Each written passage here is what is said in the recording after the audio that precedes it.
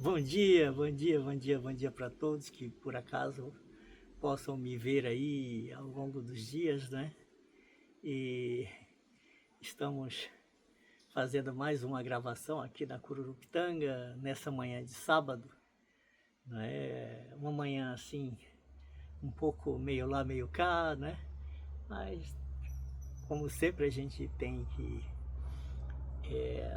verificar o melhor dos fatos, né? E tá um dia bonito, né? Em resumo, tá um dia bonito. Hoje eu estou trazendo um conteúdo novo, né? Não muito tempo depois do último, o que não é comum, porque normalmente eu demoro muito tempo para gravar um vídeo. E hoje, né, depois de tantas vivências, eu optei por fazer mais um vídeo, né? Até antes do período costumeiro. O meu aprendizado da semana e ao longo da vida, né, a consolidação de um aprendizado é que nós temos um princípio básico, né, que nos fez superar todos os outros seres vivos sobre a Terra, para melhor ou para pior, né? Isso não vem ao caso agora, né, que é baseado no sentido da socialização, fundamentalmente da organização, né? Organização pessoal, organização de grupos, né? E por aí afora. E eu peguei essa palavra organização, né? E ampliei ela, o conceito, para dividir em duas palavras. Organize a ação. É fundamental que nós organizemos nossas ações para que a gente escape daquele famoso abraço de afogado, que eu quero deduzir que a maioria conhece, né? Que é quando uma pessoa está se afogando lá e o sujeito, né, o pretenso salvador ou salvadora, vai até lá, né, sem os cuidados necessários e acaba morrendo junto com o afogado. Isso quando o afogado não sobrevive ainda a ele, né? Porque o usou de trampolim para sair de seu afogamento. Pode acontecer isso também, mas, enfim, né? É o que ocorre quando a gente não organiza as nossas ações, né? E hoje eu vou frisar mais uma vez, né? Com mais de 73 anos, eu aprendi a importância de organizar as ações, né? E isso para mim não é uma coisa fácil. Eu sou um indivíduo de pensamento acelerado, que eu penso 1000 coisas ao mesmo tempo. Então, o que eu primeiro tive de fazer, tive de aprender a fazer, e que ainda estou aprendendo, e acho que até exalar meu último suspiro eu vou continuar aprendendo, é organizar os meus pensamentos, é melhorar a minha forma de pensar, né? Para que daí eu consiga um melhor estar no mundo, né? Sem tanto perrengue. A gente não precisa de tanto perrengue para estar no mundo.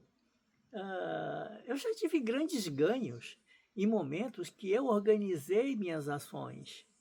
E em pouco tempo eu me cansava, eu me chateava daquilo e voltava ao meu estado comum de desorganização, de apatia, né? De desinteresse pelas coisas. Essa é outra parte da brincadeira, né? A gente, além de organizar nossos pensamentos para melhorar nossas ações, a gente precisa reconhecer o que a gente é. E não é um trabalho, de novo, não é um trabalho fácil. É um trabalho dificílimo. Eu pego 1000 exemplos para dar para vocês como isso funciona na mente da gente, né? Mas hoje, né, além de todo o material que eu consumi para trabalhar a minha mente, essa semana, eu estou falando desta semana, eu me lembrei de um filme antigo, não é? Que eu assisti lá quando eu tinha acho que uns 30 e poucos anos, se eu não me engano. O filme deve ter uns 30, 40 anos. Eu posso estar enganado, mas eu acho que é isso. Depois eu levanto a data correta. Forrest Gump. Acho que a maioria lembra, né? Que a gente traduziu aqui, e eu acho que é uma tradução correta, que é o contador de histórias. Vocês, vocês não imaginam o quanto de pretendentes eu já afastei de mim quando elas perguntam para mim, né? O que que você busca numa companheira? E eu costumo responder de forma séria, principalmente que ela seja uma boa contadora de histórias. Para mim, é o princípio fundamental de uma relação, seja de uma relação societária, com viés econômico, seja uma relação amorosa, seja uma relação de amizade, né? Para mim, a base principal é que a pessoa saiba contar bem sua própria história, os eventos de sua vida, né? E esses eventos embrulhados no maior manto de verdade que ela possa embrulhá-los, embrulhar esses eventos. Caso contrário, para mim, não tem relação que funcione. Não dá para ter uma sociedade com um parceiro, parceira, no empreender de um negócio qualquer. Não dá para engatar um namoro, um ficar. Para mim não funciona.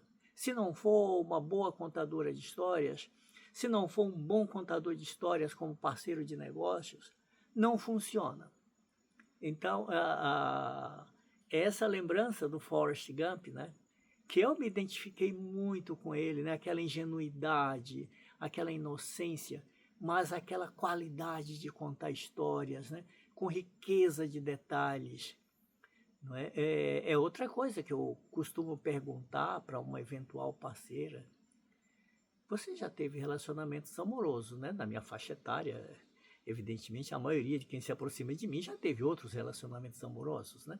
Seria uma sumidade, né? Uma novidade muito grande alguém que, a partir dos 40 anos para cá, não tivesse, já viveu 40 anos, não tivesse tido um relacionamento amoroso. É raro, pode ocorrer, mas eu creio que é raríssimo.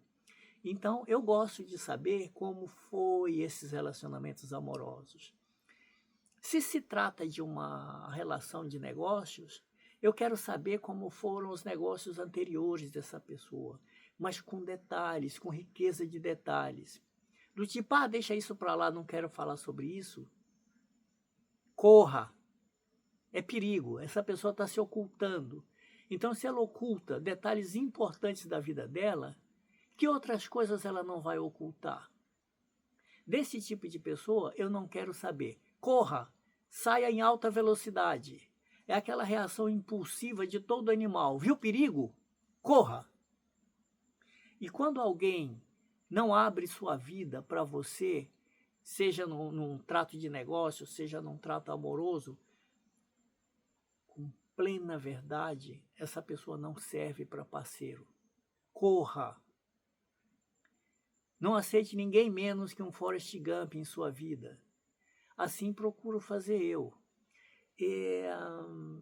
Então, quando eu fui para a faculdade de psicologia, e já falei diversas vezes, né, depois da massoterapia, não é? Ali eu fui confrontado com muitas coisas que eu já tinha uma noção, mas eu fui me aprofundar, não é? Nos meandros da mente, né? E eu me lembro de um professor que eu tive, né? Tive um semestre inteiro com ele, se eu não me engano. Um semestre ou 2 semestres, acho que 2 semestres, provavelmente. De neurociências. Porque a gente precisava, além de ter a noção teórica de como funciona um cérebro, como funciona um ser vivo, um ser humano, o ideal é que a gente também botasse a mão no cérebro, visse o cérebro ali, né, conservado em formol, visse não só o cérebro, visse um corpo humano. Né? As faculdades, elas dispõem de cadáveres para serem estudados. E eu vi alguns colegas não aguentarem, largarem o curso porque não conseguiam ver um corpo humano, não é, em formol, conservado em formol. Não é? E não conseguiam se aproximar de um cérebro, não conseguiam se aproximar de um pênis ali, era mostrado também. Não conseguiam se aproximar de uma cavidade torácica, de um coração. Então, não prosseguiram seus cursos, foram procurar outras áreas. Tudo bem, não está certo, não está errado, é a capacidade de cada um, vai até onde dá. E esse professor de neurociências, né, que foi um cara muito bacana, e ele gostava de mim porque ele me sabia massoterapeuta, né, e a gente trocava muita ideia, né, porque a acupuntura, o shiatsu e outras práticas da massoterapia lida com pontos do corpo humano, né, que vão ativar o sistema neurológico, né? O cérebro propriamente dito, né? Que é quem rege o corpo.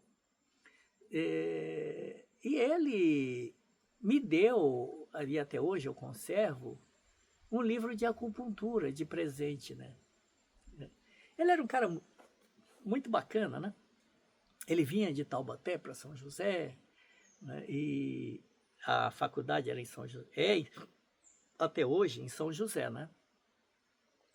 E lá, né? Depois de um certo tempo, a gente ficou sabendo que ele se envolveu com uma aluna, né? E ele dava notas para ela passar, né? Enfim, o que aconteceu? Quando ele um dia não resolveu não querer dar nota para ela denunciou ele. Fazer o quê, né? A faculdade mandou ele embora. Eu não sei se mandou a aluna também, mas eu sei que ela mandou embora. A faculdade mandou o sujeito embora. Quer dizer, o sujeito, por uma falha de conduta, né? Perdeu todo o trabalho que ele tinha, né? E a guria nem era essas Coca-Colas todas, aos meus olhos, pelo menos, né? Mas ele também não era, né? Então, sei lá, cada um com sua análise, né? Cada um diz o que é bom para si ou que talvez não seja bom para si, né? Mas, enfim, teve esse caso. E muitos outros casos ocorridos dentro desse período que eu fiquei na faculdade. Né? Foram muitas histórias, né? Assim como teve também algumas histórias na massoterapia, algumas histórias em outros recantos de minha jornada de vida, né? Foram muitos. Né? E o que eu aprendi a fazer, né, com esses eventos, não só com os eventos dos outros, tá? Com os meus também, quando deu ruim, né? Deu ruim. Porra, eu encontro um motivo para ir, né? Já deu mesmo. Eu não posso fazer nada com aquele evento que se deu ruim, se deu bom, ele já deu, né? O que eu posso fazer é lidar com as consequências, né? E com os caminhos que se abrem pós-evento, tenha dado bom, tenha dado ruim. Então, eu aprendi a não ficar chorando pitangas. Por pior que seja o evento, seja meu, seja de outro. Ah, fulano morreu. Eu costumo perguntar, já foi enterrado? A família foi acolhida? Já deram seguimento aos trâmites, aos outros trâmites? Se não foi, vamos cuidar. Se já foi, vamos cuidar do pós. Não é?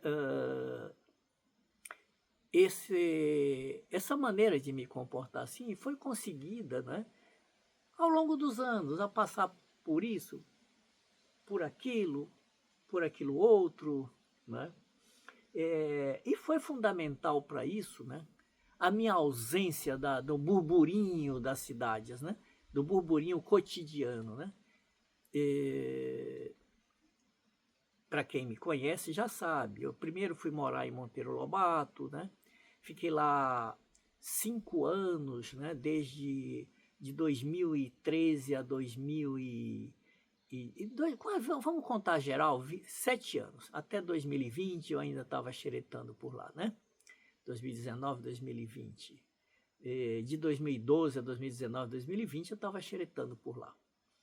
Né? E para chegar em Monteiro Lobato, né, isso veio através de uma estadia que eu tive no Hotel Fazenda lá, com uma namorada muito especial, né? Muito bacana, né? Uma pessoa de um trato finíssimo, não é? De uma riqueza intelectual muito grande, né? Então ficamos um fim de semana lá, né? E eu achei muito linda a paisagem. Já conhecia Monteiro Lobato de passagem como viajante, como eu tinha sido representante comercial durante muito tempo da minha vida, e sempre passava por Monteiro Lobato, mas nunca tinha me dedicado a parar muito por ali, não. Após esse evento, depois eu tive uma outra namorada, né, tempos depois, uns 3 anos depois. Esse evento ocorreu em 2007, 2008, e eu fui conhecer essa outra namorada em 2010, né? A gente pedalando lá por Monteiro Lobato, a gente pedalava muito, e aí chegamos até o bairro do Souza, e já era tarde, aí eu tenho algum hotel para ficar? Tem o do fulano para... Não é coincidência, né? Mas foi o mesmo hotel fazenda que eu tinha ficado da primeira vez, e eu fiquei com essa moça um fim de semana lá também, e falei para ela da namorada anterior, tal. Bom, de boa, superamos, né?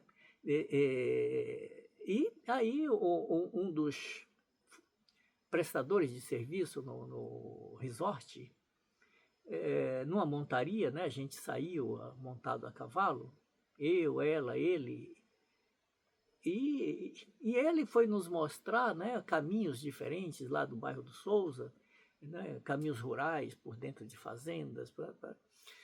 E aí eu perguntei, né, curioso como eu sou, quanto custaria um terreno por ali? Aí ele começou a me falar de preços. Bom, resumo da ópera. Tempos depois eu acabei, junto com essa mulher, que já de namorada já tinha passado a ser companheira, né? Com quem eu vinha me casar depois, né? E compramos uma chácara lá em Monteiro Lobato. A chácara tinha 1.600 metros quadrados, né? Dentro Monteiro Lobato, mas do bairro do Souza, né? Dentro do bairro do Souza, né? E ali edificamos uma casa, né? Aqueles 1.600 metros quadrados ali me permitiam canalizar a minha energia, né, para aprender coisas sobre a Terra. Mas em pouco tempo eu senti que aquilo era pouco, eu queria mais. E ela tinha medo de terras maiores, né? Não, mas é muita coisa para cuidar. E eu sempre ali, sempre aqui, né? Tempos depois, né, 7 anos depois, 6 anos depois, 7 anos depois, a nossa vida começou a entrar em rota de colisão. Eu acho que também motivada por isso, por eu querer algo maior, por ela querer manter o que tinha, né? Começou a ficar meio inconciliável, né? Amigavelmente nos separamos, fizemos o divórcio, né? E aí eu botei os olhos aqui na Cururupitanga, né? Eu vim aqui para Cururupitanga, acabei comprando, sendo que o projeto inicial era comprar lá na Amazônia. Não deu muito certo, deu ruim lá, né? Então eu pulei para cá, né? E aqui estou até hoje. Que foi como eu vim aprimorar o meu conceito de solitude, né? A busca de mim mesmo dentro do meu próprio oceano. Não é? Continuei fazendo minhas terapias, né? Continuo ainda, né? Continuo estudando, né? Tem que buscar estudos, né? Eu sou extremamente autodidata, eu gosto de procurar. Quando a pessoa é interessante, ou o livro é interessante, ou o autor do livro, eu me aprofundo nele, eu vou. Se não é, eu deixo de lado, né? Isso, como eu já disse em algum momento, em outros vídeos, isso é típico de TDAH. né? O meu trabalho mental é constante, é acelerado. Eu estou conversando com alguém, e aí eu já vejo que a pessoa não está com. Eu já falo, não, é isso aqui, eu já antecipo, eu atropelo. Não é? Eu procuro dosar um pouco esse atropelamento quando a conversa é grupal. Mas quando ela é individual, não. Eu pego e trago para o foco da conversa. Aí eu pratico aquilo que está no TDAH, o hiperfoco. Ele tem que ser mantido, ele tem que ser ali, ele não pode fugir. Para mim, pelo menos, né? E foi como eu vim melhorar um pouco a minha desorganização interior, a minha capacidade de organização prevalecer sobre a desorganização. Para eu acordar, por exemplo, eu tenho que já ter definido o que é que eu vou fazer.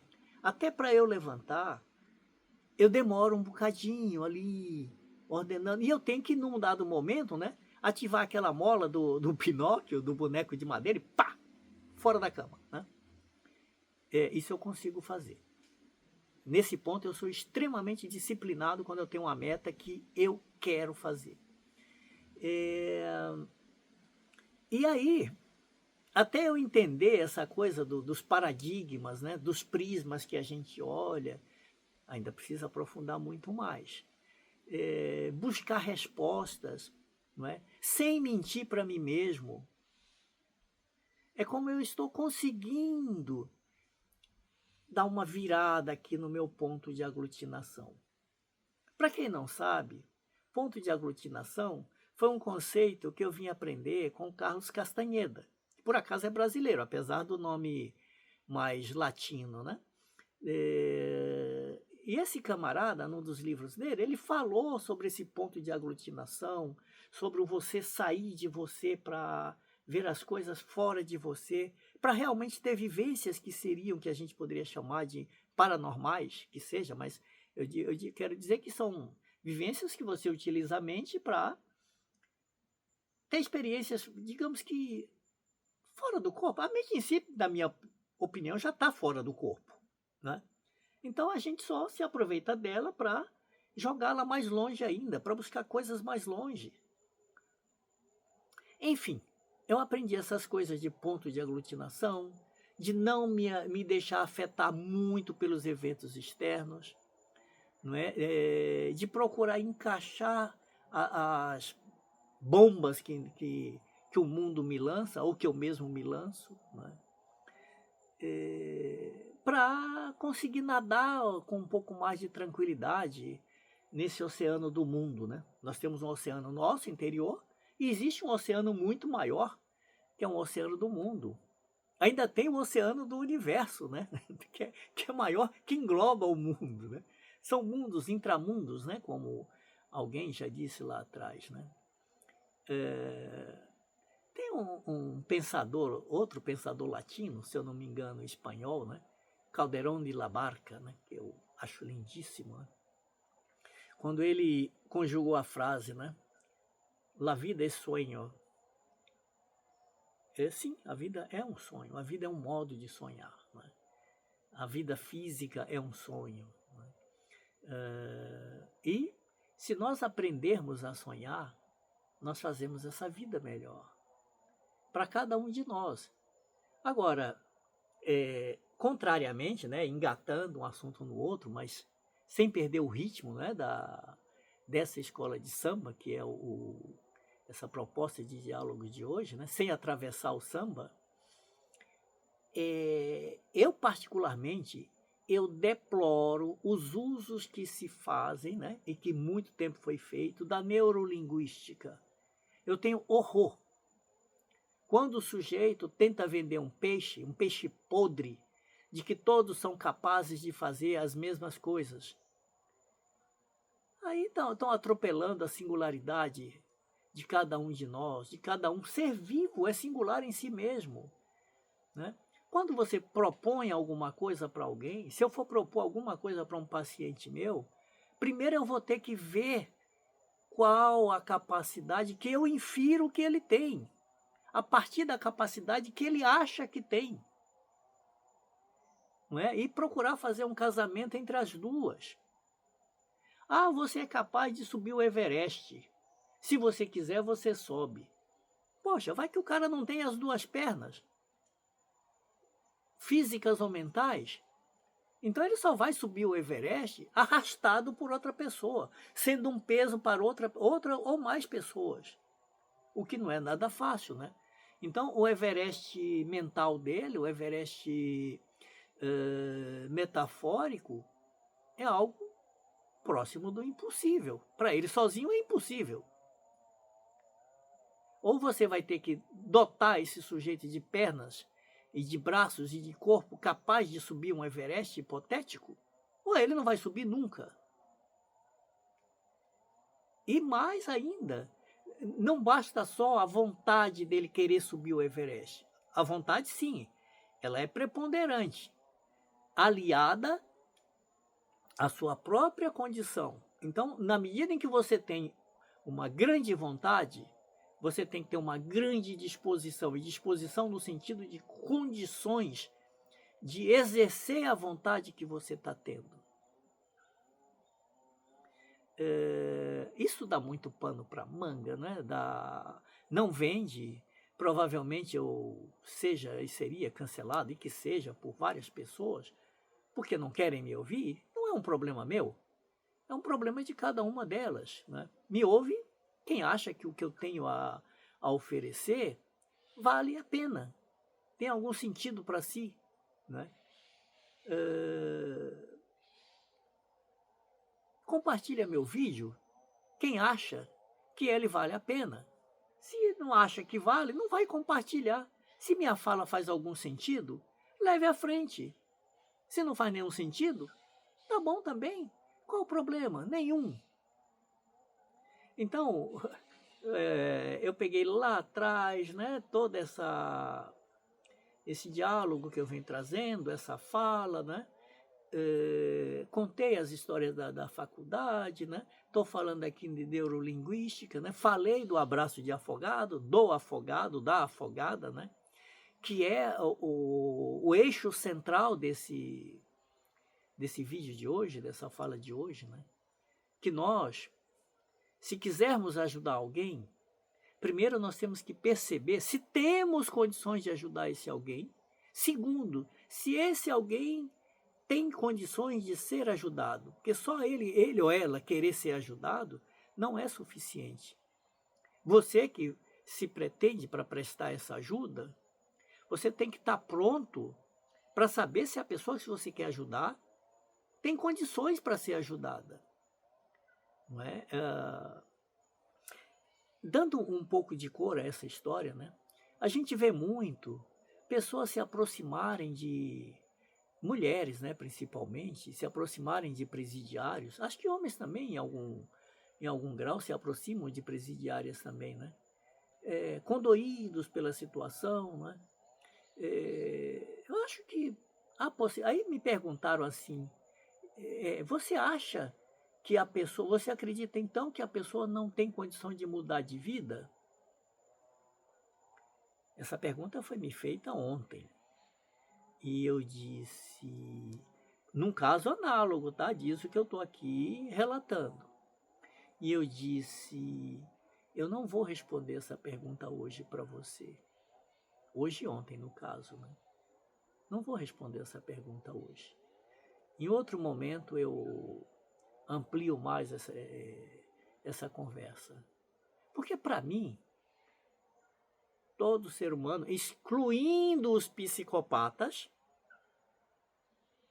tem condição de mudança. O psicopata não, porque ele não sente. E não sou eu só que estou dizendo isso. Gente melhor preparada que eu já identificou esse aspecto. Então a primeira coisa que você tem que analisar numa pessoa é que em que grau de patologia que ela está. Além da patologia em si, é preciso perceber que grau dessa patologia, qual o nível dessa patologia, se é alto, médio ou baixo. E se você Madre Calcutá, ou, ou o Mahatma Gandhi da vida, tem preparo, tem condições para levar ajuda até aquela pessoa, ou se você vai piorar as condições da pessoa e as suas próprias. Então, para mim, a coisa se resume a isso. Não tem outro sentido. Não vai dar. Se você não tiver esse preparo, se você não tiver feito toda essa prospecção antes, vai dar ruim. Pode dar ruim para você, pode dar ruim para ele ou ela. É assim que a coisa funciona. E não tem simplismo disso, não. Tem ciência, tem empirismo, tem experiências de vida. Tem milhares de histórias aí para comprovar o que eu estou dizendo. Ah, você pode fazer uma história diferente? Pode. Evidente que pode. Então, essa é a resposta que eu não dei ontem, tá? Para essa questão tão forte, né? De como você salva um afogado. Esteja esse afogado, afogada, preso numa penitenciária, num hospício, ou numa casa de recuperação, ou aqui na vida cotidiana entre nós. Você tem preparo para salvar o afogado? Você estudou direito a história desse afogado? Porque se você não fez isso, vai dar ruim. Vai dar ruim.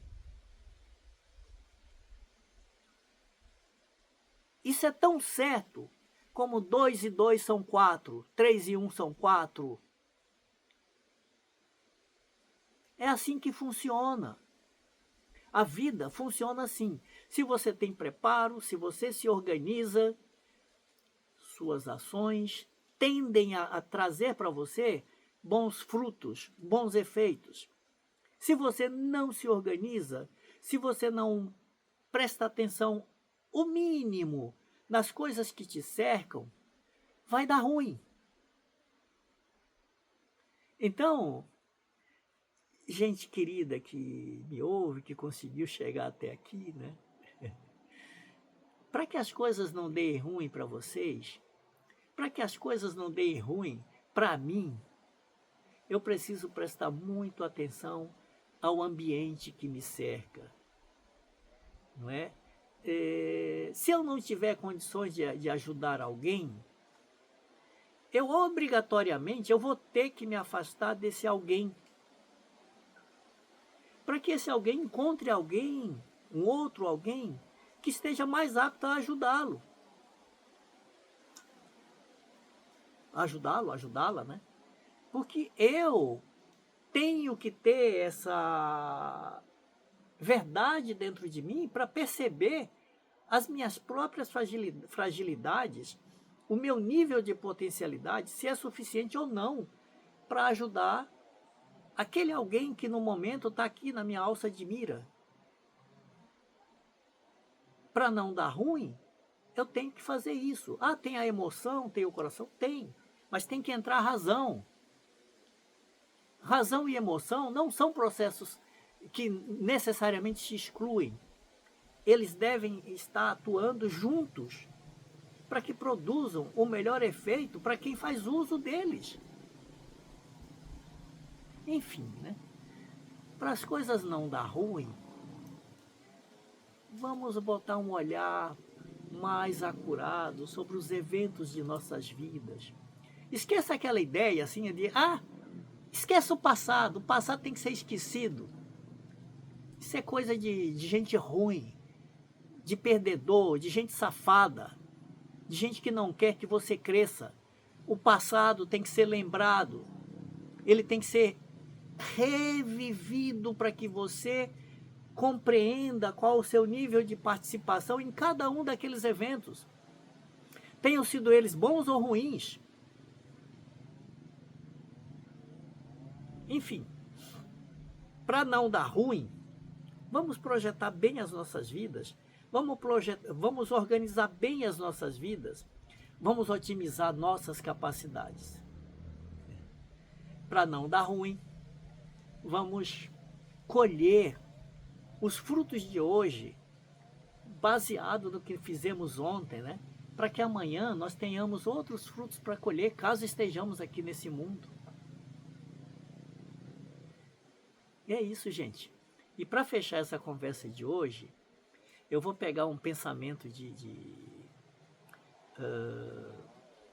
Arthur Schopenhauer, um filósofo alemão, que fez com que eu virasse, entre tantos outros, mas uma chave na minha vida, na minha condução de vida. Ele disse, abre aspas, tudo só se mantém de pé mediante a vontade, e essa vontade com maiúsculas. Porque, caso contrário, a tendência de qualquer coisa sobre a terra é vir ao chão.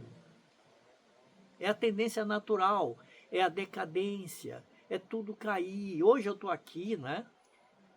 Daqui a 20 anos, 30 anos, sei lá, eu não vou estar do mesmo jeito, eu vou estar com menos capacidades.